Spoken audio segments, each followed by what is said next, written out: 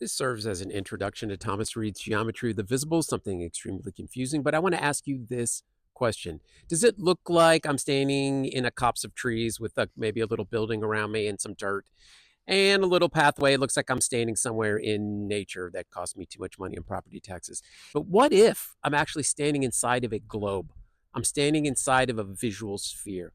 What if, in fact, I'm standing inside, I might even say at the exact center of a bubble created by my visual sphere? What that means, says Thomas Reid, is that your eyesight provides a sphere around you of visual stimuli, which means, let's say you can see pretty far, but then you carve that distance into, say, 100 feet.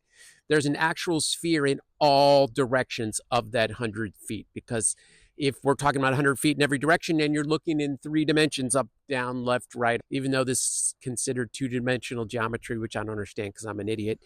I can say that hypothetically you were standing in a globe, and the distance with which you see that 100 feet in all directions creates a visual sphere with you at the center. So what are the implications? Actually, there's a bunch. One, this is not the way geometry evolved in a Euclidean sense, which is very different. This is, for some reason, called manifold geometry, or in some sense, three-dimensional geometry, which is weird because I say that Thomas Reid intended it to be two-dimensional because he didn't believe you could see depth. You had to infer it.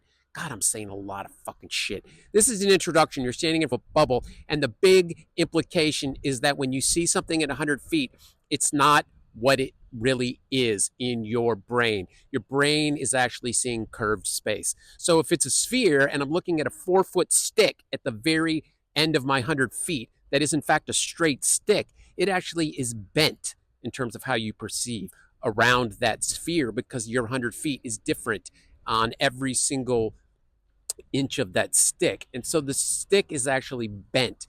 And then, so another implication is that your mind straightens it back out. And that's why Thomas Reid brought this up as one of his important implications, which is philosophical realism. Do you realize how much shit I've just brought up in like 60 seconds? Okay, bro, I need to take a break because I think I'm having heart palpitations, and we'll get back to this.